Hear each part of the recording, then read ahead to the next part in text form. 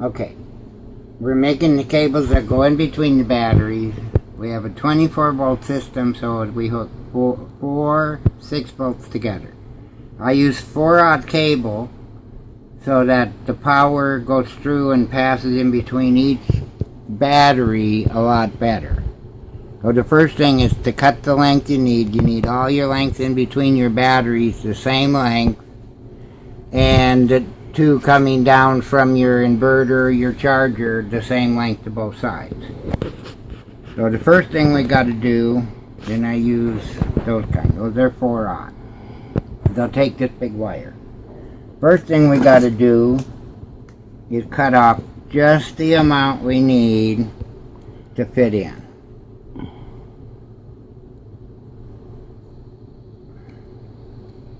So we got to cut off all the coating.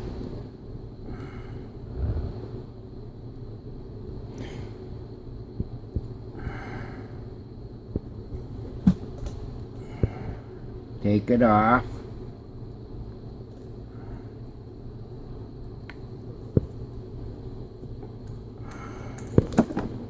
Okay.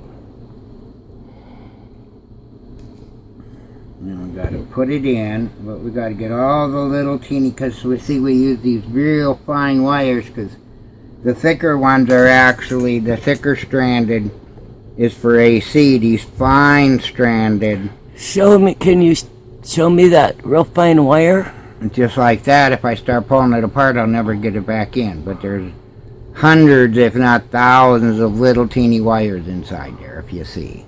Oh. See? They're real fine. Okay. That's what you want for DC. Most places are going to sell it as welding cable, not battery cable. And you push it all the way down, so that's all the way to the end. You get it all the way up in there.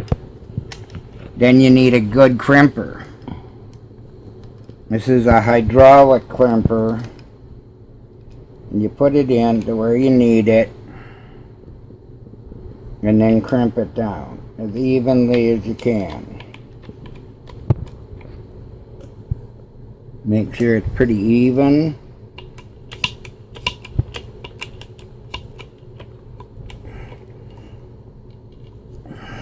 And we got to crimp it till the two come together.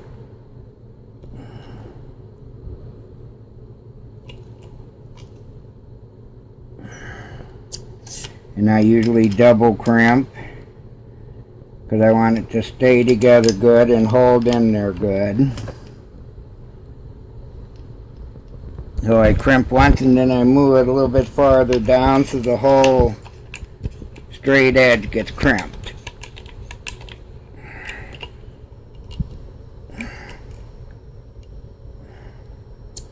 Then, because we're hooking the batteries together, I tape one side with red and I tape one side with black. So that's going to go on the positive and the other is going to go on the negative. That hooks the two batteries together to make one battery. So two 6-volt batteries now become a 12-volt battery. Then when I hook the second one up, another 12-volt, I wind up with the 24. But that will be when we're hooking the whole bank in. Well, that great big round bunch of wires there. That's one wire. Isn't that a bit of overkill? Yeah, some people would probably call it overkill because they only call for a smaller wire. But if you look, when you're dealing with 300 amps, actually, is what our battery can hold, or more, depending on the batteries you put on, it could send enough to melt this all down. So they say you can use less, but the bigger your wire, the more bolts easily and effortlessly flow through. The smaller your wire, the more resistance your wire has to that electricity going through. The more resistance, the more you're going to have one battery go bad in the middle of your bank, especially the bigger your bank gets. So now we do the other side and we do the same thing. So you're repeating the same process. Repeating the same exact process. So we measure again to get what's going to actually fit in there. We don't want it too long. The more of this we keep on, the better. If we do it too short, we don't grab it enough. If we do it too long, we actually have the exposed wire outside of our connector. Where can you buy that? It looks like copper wire there. Is that copper wire? It has to be copper. You do not want the aluminum wire. Okay. So copper wire, fine stranded copper wire. You can go on eBay and look up 4-aught 4-aught welding cable. That's what you want. 4-aught welding Flexible cable. 4-aught welding cable. You want the real fine. See all those little teeny ones make up that one big strand. You can, even if you look close, you can look and you see that there are different groupings of strands all bundled together over and over to make up that big thing. You can kind of see lines in it. If it's, see the reflection, the lines or not. Maybe. Maybe, but you can see it if you're close. Okay. But then you get it to all go in. You don't want strands hanging outside. Push it all the way down. Put it in your crimper. If you don't have a crimper, they do have hammer ones. They don't work as good. Or you can solder it in. The best solder to use is a high temperature silver solder. It costs you a little bit more, but it holds up in heat. And this happens to be for our batteries for our solar system.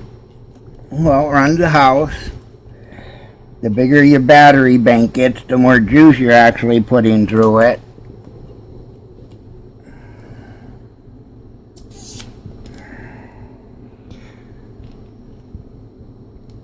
Would you do like making your battery cables for your car about the same way, Rob? You don't need them this big for your car. Your car little battery doesn't have the juice of this. Your car battery just has normal juice, just the bolts with cold cranking, they call it in that. These you're talking about amp hours. So that would be something you'd strictly use for 300 amps can go through this before it's going to blow the fuse. 300 amps at 24 volt is quite high. If it's just like your car battery, you take it, it's going to go out fast. So this one, you don't charge these like you do a car battery either. You charge them up to the voltage, then you absorb charge for many hours to get your amp hours back in your battery. If you don't put the amp hours back in the battery, your battery degrades fast. Okay. And then on this side, so how many of those do you have to make? you put black tape. For 24 volts, 6-volt batteries, it takes 4 batteries. So 3 of these for that, because every other one you have to go in between and go positive to negative. Then you put in the next battery, positive to negative. You put in the next battery, positive to negative. Now you got 4 batteries hooked together. At the ends of those, you got a positive and a negative at 24 volts.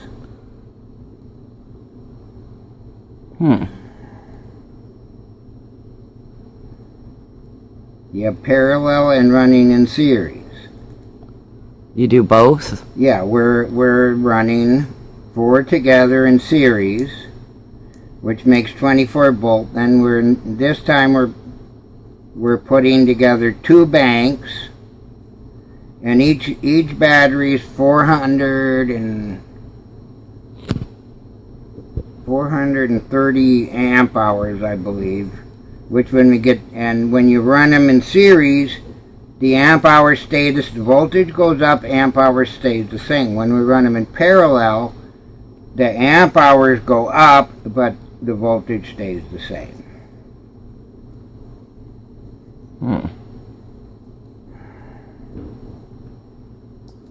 So that is how you make them. So that's one. But for 2 banks, I need 6 of these. Then I need one a little bit different size, longer, because it's on each side. I'm going to have to hook positive to positive, so that one's going to have both red. The other side I got to hook a negative to a negative, so both are going to be black. So I know just by looking, that's a positive, that's a negative. And we hook the positive to positive and the negative to negative. Now we're running parallel, which makes the amp hours go up, so we have more battery we can use, but the voltage stays the same. Now, is that the same kind of wiring that you actually put up into the equipment we have on the wall, or is that? Yeah, it goes from the battery to the equipment. So from the battery cable, I got a positive and a negative from the battery that runs into the inverter. Now from the chargers, they're not putting as much juice as the inverter can draw at once.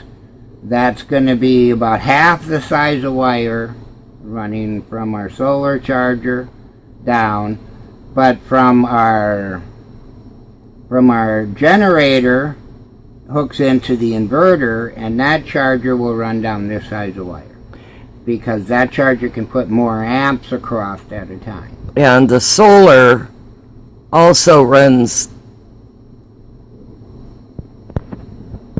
in a sense, that's also for the solar system, as far as No, the solar really does one or two things. It feeds the batteries. What it has over, it then feeds to auxiliary through a different system and does something else once the batteries can't take no more. Batteries, when you start charging a battery, you bring it up to voltage. That's going to take all the amps it can take. Once you start absorb charging, the amperage is going to start out high, and the longer it goes, the amps are going to drop down until it's only at the end doing what they call float and putting in. Well, I have a multi-stage float. So up when it's going into float and it's only doing 2 amps, but my batteries are being drawn out by 4 amps, well, I'm losing 2 amps, so I'm going back this way on my absorb. But my final stage can actually say, okay, we've taken out this much. When the sun comes out from a cloud, it puts all that back down and goes down to the float of 2. And it's always floating. Floating might actually, when it's floating, put nothing in, but if I take out a little bit more by turning on a coffee pot or whatever, it's going to draw out maybe more than what I'm putting in. Then it will, once the sun's back, put it in. Okay.